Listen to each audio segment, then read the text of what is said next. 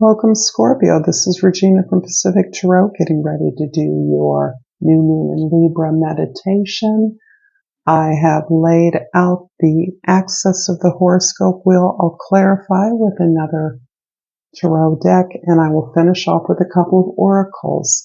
For those of you that are new, welcome, and particularly welcome to those of you that have been with me for a while. I appreciate all your love and support, and I particularly appreciate the time you're spending with me today. So let's get started with your overall energy for this new moon meditation, the Wheel of Fortune. Love this card. For me, this card is resonating your karma. This is the many changes that you have made to your own perspective, your own understanding, the rewards that you have earned through your consistent efforts have allowed you to see your world differently and to recognize opportunities where you may have seen obstacles or challenges in the past.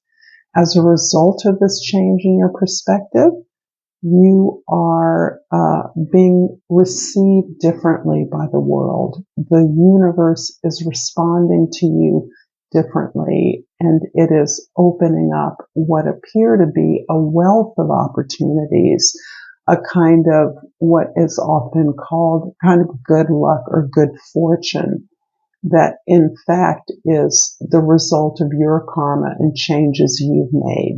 This card is all about changes. And you are now in a position to be gifted with opportunities that you can substantially build on. So this is less of a boon of good fortune than it is the seed, the spark that aligns with your purpose and allows you to build in a way that will be long lasting and bring you ultimate long-term benefits. In the 10th house, the house of your social identity, the way others see you, the Empress card. I'm sorry, the Temperance, not the Empress. The Temperance card is about your healing, and this is really showing me that what you have learned over your journey is something you have now implemented. You're implementing in everything that you do. This is an emblem of whatever professional or employment experience that you are. This is your process. You've now understood that this is what nets you not only the rewards, but the healing from your journey, the deeper understanding that you is typical of what was once characterized through the experience of alchemists, refining your own lower qualities, your base instincts, your animal alignment. And I'm not pejoratively projecting onto animals as bad or low, but rather your instinctual nature. You're refining that through your experiences and your understanding of your experiences to elevate yourself to gold, your spirit, into your spiritual consciousness. You're aware that your impact on the earth and on others is much more profound than simply physical. And that impact resonates with you and from you. So this is really about your patience with this process of elevating your awareness, your consciousness, and that you are now looking to become more abundant on your own terms. And that abundance spans much more than your material experience. But this is about balance and really patience with whatever efforts you are launching at this time, whatever you're building. You are understanding that it is over the long haul that things are transformed. I love to think of water dripping on a rock, and eventually that becomes the sand on a beach. In the first house, we have the 9 of Swords. So Scorpio, you continue, and this indeed is characteristic of your sign, to purify disappointments, heartaches, failures, release those through your emotional body, grieve those, let them go, recognize that you had some responsibility or share in some kind of trauma, some kind of abuse, whatever unfortunate experiences you had of oppression. And by releasing those, acknowledging those, you are letting them go and making space for this new spark of opportunity that is available to you. So this is about letting the sadness go, transforming it through your body, letting the tears flow, being still, being numb at times, so that you can clear this negative energy based on old and outmoded beliefs that are no longer relevant or useful to you. Go, flow freely through your life, from your life. The fourth house is the house of your home. This is your foundation. The Ace of Pentacles is like the galvanization of these opportunities. This is the portal of opportunity that you've manifested. This is you confident in your ability to manifest whatever it is that you're working towards. And because you're more sympathetically aligned with your purpose, you are confident, you are knowledgeable that this is your destiny, this is your fate, this is something you've manifested. These opportunities are things you create. The universe is always giving us what it always gives us, but now you understand that it is an abundance of opportunities for abundance, for growth, for prosperity, for wealth, certainly for stability and security. In the seventh house, the house of your relationships, we have the Tower. And the Tower is really about course correction. The things that seem to go wrong, that you didn't expect, that went off script, perhaps suddenly, even violently, certainly disruptively, are really, and you now recognize, are opportunities for the universe to speak to you, your higher consciousness to speak to you and align your course in a more true direction. So this disruption is actually the opportunity. This may be the seed that you've been waiting for. This may be through a partnership, towards a partnership. The partnership can extend beyond individuals to groups of individuals to a goal that you have. It's certainly reflecting an ability to open up to higher conscious information and experience based on this deeper connection to your potential self, to your higher self, so that you recognize challenge as opportunity. This putting you on a truer path, and that may be in fact this openness to what is manifesting this opportunity for you to build something long lasting. This is what you're building on in order to activate the opportunity that the universe is bringing to you. The Nine of Swords in the first house is clarified by the Knight of Wands in the second house, and the Four of Swords in the third house. Four of Wands, much better. You are activated, you're inspired by this release of old beliefs, old ideas, old truths that were not your truths. It's quite possible that the damage or injury that you experienced was not meant to damage or destroy you, was not maliciously intended. It may have been delivered by those who thought they were taking care of you, thought they were doing the best for you. The Knight of Wands indicates that you recognize, in recognizing that, in being compassionate, in being patient with yourself, you understand and are inspired by this ability to release this old pain and suffering, and in fact reinvest in the learning process. The process of growth and expansion is something that you are committing to in a renewed way. And this feels very particular to those of you that are creatives, are educators, that some opportunity to express yourself has been renewed and has been instituted in some way. If that's you in collaboration with community members, creating some vehicle to celebrate and support the growth and expansion of others, or you being celebrated for that. This can also be a marriage of partners with a shared goal.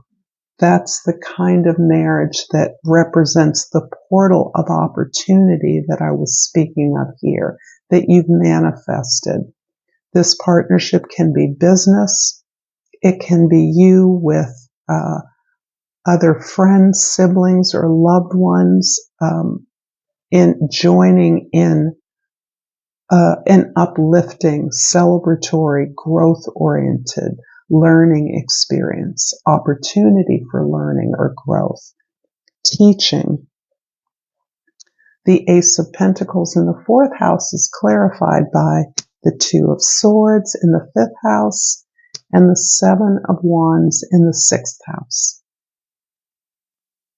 You've indeed had to really look at some very uncomfortable, very close and personal truths. And that has not only helped you to release the suffering that you have experienced over quite a long period, but it's also helped to activate your creativity, your imagination, the opportunity for you to build your creative expression in a new way, unleash and ground that in the celebration of your growth, of your deeper understanding, and this almost brutal honesty with yourself. This in turn is actually helping you to set clear boundaries in all of your dealings, all of your associations. And by being clear with your boundaries, you're actually standing up for yourself in a clear, more fluid way that emphasizes your affirmation of your path forward. Clarity that you're moving in the direction that is destined for you. And all while in some way recording this experience of growth, of consciousness elevation that feels important to your creative voice. Your willingness to celebrate the growth of others as you are allowing yourself to be celebrated. The Tower in the 7th house is clarified by the Hermit card in the 11th and the 8th house, and the Hangman in the 9th house. So you instinctively understand that you must go within for the answers you're seeking. And part of that going within is your ability to put the brakes on things moving forward, particularly if you're involved in an educational project, a distance project, in some act of publishing or presenting your ideas. You may be involved in some kind of global exchange or a lot of travel internationally. You're either using that to go within, to not to isolate entirely, but just slow things down for yourself so that you can really understand and objectify your experience. You can gain some perspective, but you're also using that perhaps as an opportunity to go within and to verify and solidify your own sense of authority, your own right to be who you are. This is related to, especially to those of you that travel as part of your work, that may be in relationships that require travel, that are involved in the publishing industry, and that can include music and other forms of creativity, where you are publishing, distributing information or the products, services that you create. Temperance in the 10th house is clarified by the Page of Swords in the 11th house and the Four of Swords in the 12th house. Yes, yes. So there is so much emphasis here on really maximizing the ability to process the information that you're gaining.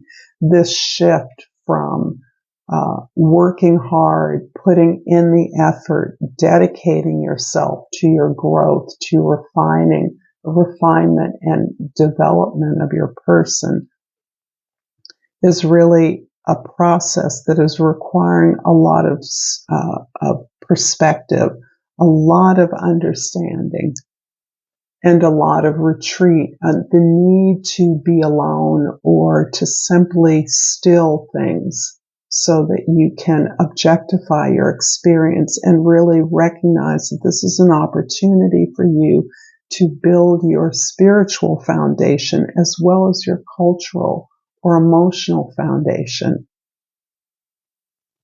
So there are many opportunities for you here to evaluate your growth, to objectify what it is you've learned and how it is helping you to solidify your progress, to recognize your amazing progress.